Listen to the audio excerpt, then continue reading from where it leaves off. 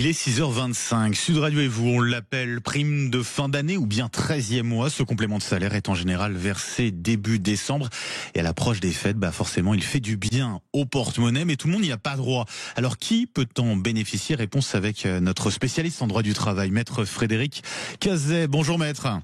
Bonjour Benjamin. Et merci d'être avec nous ce matin. Bon, expliquez-nous déjà, qui peut vraiment bénéficier de cette prime de fin d'année?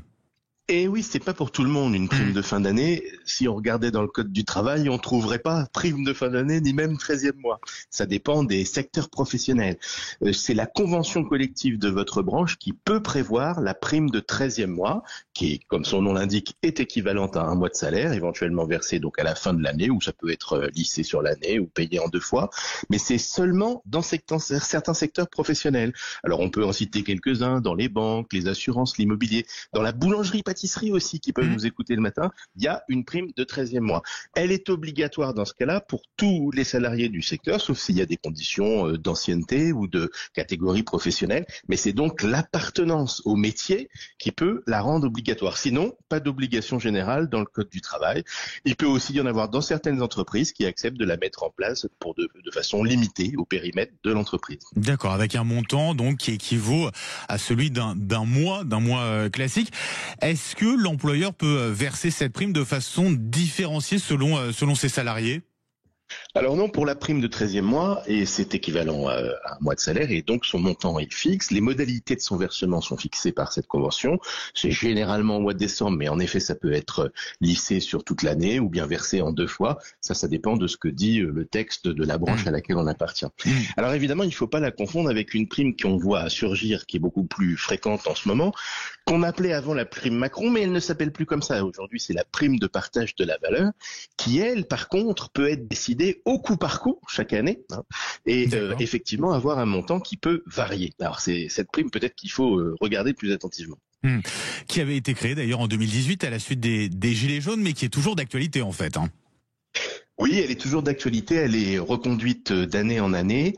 C'est un dispositif un peu exceptionnel parce que effectivement, il va échapper aux cotisations sociales. Ouais. Alors on se dit c'est une bonne affaire parce que effectivement l'employeur va pouvoir verser plus puisqu'il n'y aura pas de cotisation ni patronale ni salariale. Mais le problème c'est que du coup ça échappe aux avantages habituels. Par exemple, ça compte pas pour la retraite. Ça c'est évidemment un peu embêtant. Comment elle est décidée? Elle est mise en place soit par accord avec vos organisations syndicales si vous en avez, ou avec le comité d'entreprise, ou bien aussi par décision de l'employeur qui décide de l'appliquer.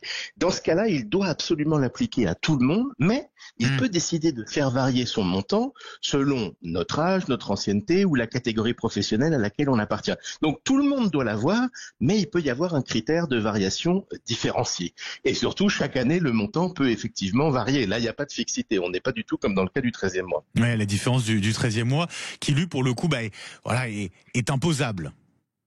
Et voilà, les primes sont du salaire, elles sont tout à fait imposables, comme n'importe quel élément de salaire. Alors, exception par contre, du côté de la prime de partage de la valeur, l'ancienne prime Macron, là, il y a un cas particulier très intéressant dans les entreprises de moins de 50 salariés, alors attention à ce point, et pour tous les salariés qui auraient une rémunération inférieure à 3 SMIC. Bon, ça fait quand même pas mal de monde, 3 SMIC, vous voyez. Et là, dans ce cas-là, exonération d'impôts. Là, c'est intéressant parce que c'est pas seulement l'exonération des cotisations sociales, c'est aussi totalement exonéré de l'impôt sur le revenu si on a une prime de partage de la valeur dans moins de 50 salariés et avec un salaire inférieur à 3 SMIC. C'est bien noté. Un grand merci pour toutes ces informations, maître Frédéric Cazet, je rappelle, avocat spécialisé donc dans le droit du travail. Je vous souhaite une très belle journée. Merci à vous, maître.